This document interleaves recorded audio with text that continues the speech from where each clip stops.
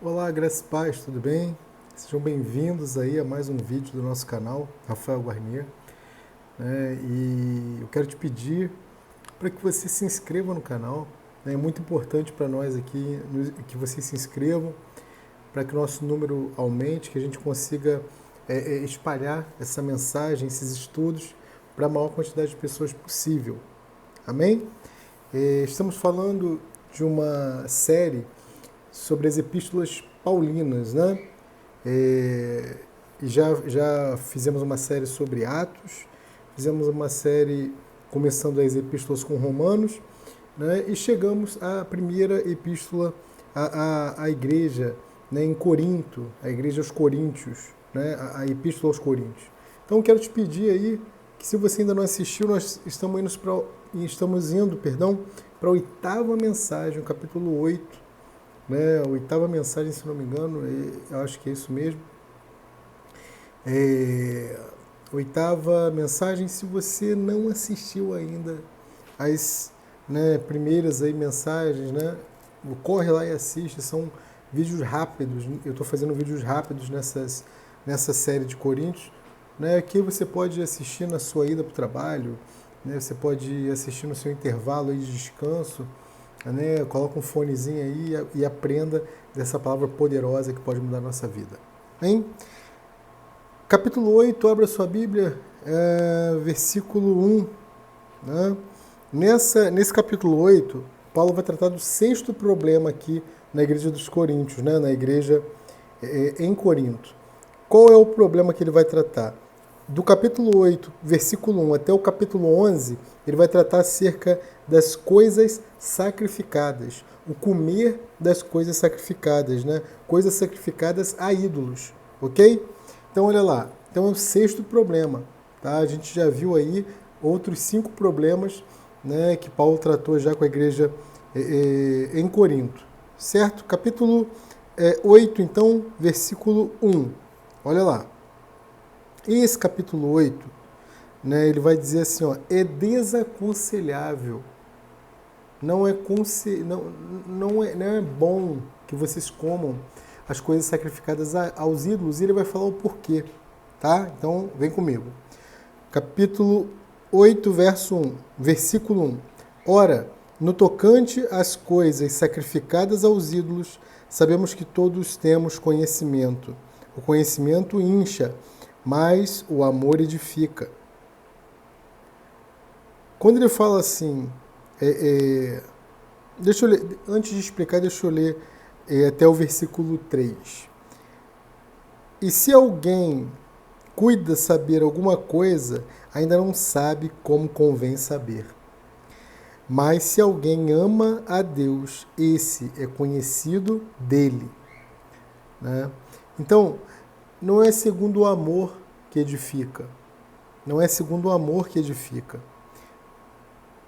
Vamos comentar esses 3 primeiros versículos, né? Ele fala assim, ó, no tocante, versículo 1, às coisas sacrificadas aos ídolos, né? Então, coisas sacrificadas é o problema que ele está tratando agora, né? Ele diz assim, sabemos, ou seja, vocês têm consciência que todos temos conhecimento. Esse conhecimento do versículo 1, bem como o conhecimento citado no versículo 7 e versículo 10, que a gente vai falar, é o conhecimento exterior, aquele que nós adquirimos através do estudo. E é isso que Paulo está citando aqui. Né? O conhecimento incha, mas o amor edifica. Então, é aquela questão, né, do conhecimento demais mata, né, o amor. A palavra mata o profético, se nós não tivermos cuidado, né? Essa edificação que ele está falando aqui é tanto do crente individual como da igreja, ok? Versículo 2. E se alguém cuida saber alguma coisa, ainda não sabe como convém saber. Esse saber aqui tão citado é esse conhecimento objetivo, esse conhecimento exterior, né? Versículo 3. Mas se alguém ama a Deus, esse é conhecido dele. Né? Se alguém ama a Deus, olha lá Marcos, capítulo 12, versículo 30, certo? Continuando, do versículo 4 ao versículo 7, né, ele vai tratar de dizer claramente para os coríntios aqui, que os ídolos não são absolutamente nada. Olha lá, versículo 4. Assim que, quanto ao comer das coisas sacrificadas aos ídolos, sabemos que o ídolo nada é no mundo e que não há outro Deus senão um só.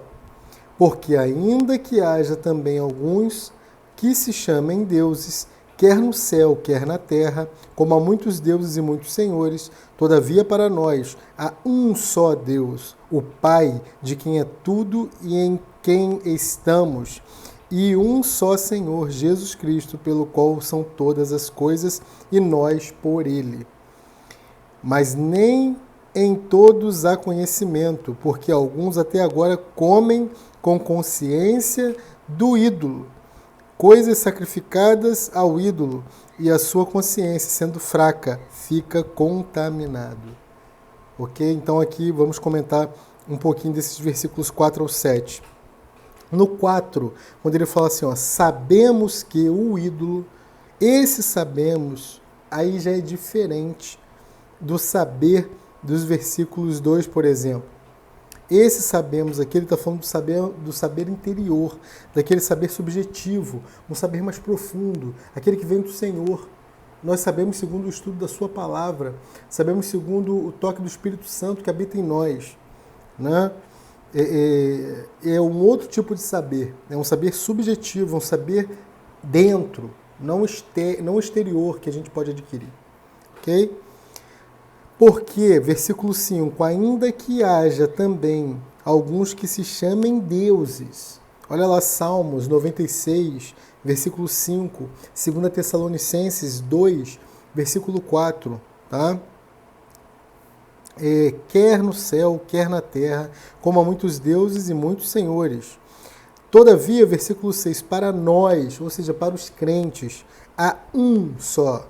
Esse um só é um contraste com os vários deuses citados no versículo 5, ok? E ele vai citar algumas características. Um só Deus, o Pai. O Pai é onde está a origem de tudo. A origem de tudo está no Pai, né? De quem é tudo e em quem estamos, e um só Senhor Jesus Cristo, pelo qual são todas as coisas, né? E no versículo 7, quando ele fala assim, ó, mas nem em todos há conhecimento, porque alguns até agora comem com consciência. Que tipo de consciência é essa aqui que eles comem? Consciência fraca. Consciência não edificada pela palavra de Deus. Ok? Versículo 8. Versículo 8. Ora, a comida não faz agradáveis a Deus, não nos faz agradáveis a Deus. Porque se comermos, nada temos demais, né? Ou nada ganharemos demais, a não ser quilos extras, né? E se não comermos, nada nos falta. Versículos 9, agora ao 13 para fechar, tá? 9 ao 13, né? Ele vai dizer o quê? Que o nosso comportamento, quanto cristãos, pode fazer os fracos tropeçarem. E isso é muito complicado, né, irmãos? A gente fala assim, mas eu não tenho nada a ver com a vida dos outros, ninguém tem nada a ver com a minha vida, a salvação individual e uma série de outras coisas que a gente alega para termos comportamentos inapropriados, inadequados quanto cristãos. E não é por aí, não é isso que Paulo está falando aqui dos versículos 9 ao 13 desse capítulo 8 de 1 Coríntios. Acompanha comigo para você ver. Ó, mas vede que essa liberdade não seja de alguma maneira escândalo para os fracos. Porque se alguém te vir a ti, que tens conhecimento, sentado à mesa no templo dos ídolos, não será a consciência do que é fraco induzida a comer das coisas sacrificadas aos ídolos? E, versículo 11, e pela tua ciência perecerá o irmão fraco, pelo qual Cristo morreu. Ora, pecando assim contra os irmãos e ferindo a sua fraca consciência, pecais contra Cristo. Por isso, se a comida escandaliza meu irmão, nunca mais comerei carne, para que meu irmão não se escandalize. Aqui temos que ter muito equilíbrio e entender o que o apóstolo está falando, porque senão vem um monte de defensores de causas inexistentes aqui falar uma série de bobagem. Tá? Nesse versículo 9 aqui, ele fala assim, mas vede que a liberdade não seja, de alguma maneira, escândalo para os fracos. Essa liberdade pode ser traduzida aqui como direito também. Numa época que nós estamos ouvindo tanto pessoas defenderem os seus direitos, né? Ah, eu tenho direito, eu tenho direito. Você tem direito a uma série de coisas, né?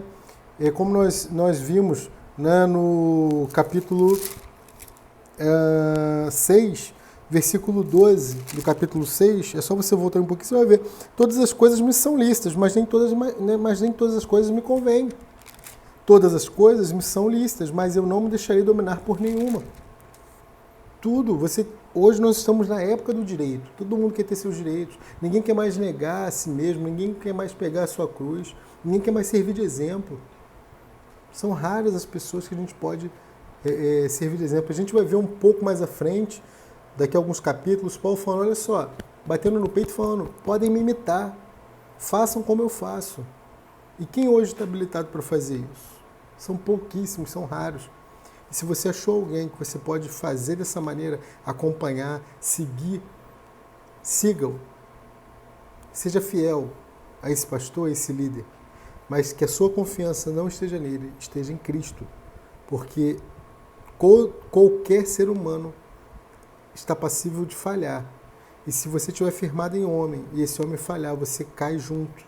Agora, se você estiver firmado em Cristo, não importa o que aconteça com o homem, a sua confiança, as suas bases, as suas raízes estão firmadas nele. E nele não há sombra de variação, não há falha, não há temor, não há nada que possa fazer com que você desanime da fé. Amém? Então, versículo 9, essa liberdade é direito. Né?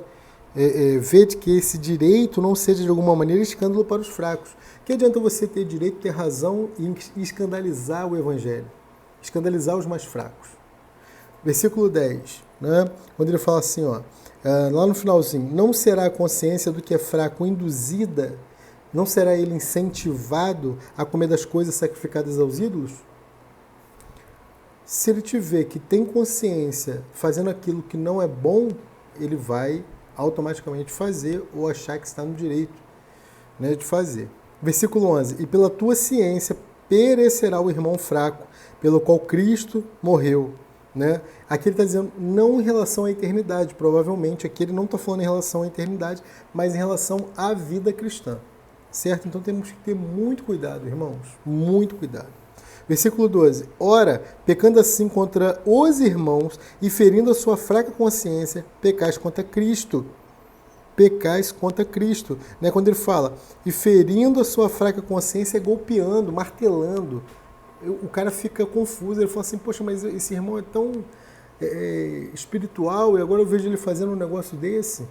Eu vejo ele xingando, eu vejo ele batendo na mulher, eu vejo ele discutindo, eu vejo ele fazendo uma série de coisas que não condizem com o comportamento cristão. Deu para entender? E por último, versículo 13. Por isso, se a comida escandaliza o meu irmão, né? Isso aqui pode ser traduzido por armar uma cilada para. Se a comida arma uma cilada para o meu irmão, eu nunca mais comerei carne, para que meu irmão não se escandalize. Paulo cita carne aqui porque a carne era oferecida para os ídolos, era essa carne que ele está citando, e a carne é o alimento mais difícil da gente resistir. Ou quem pode resistir uma picanha aí? Com aquela capinha de gordura que você joga fora e come aquela picanha bem macia. Certo? É isso. Né? Vencemos mais um versículo, mais um capítulo, capítulo 8, né? E agora vamos até o 11, falando um pouquinho dessas coisas sacrificadas ao ídolo. Tá bom? Um grande beijo, fiquem com Deus e até a próxima. Tchau, tchau.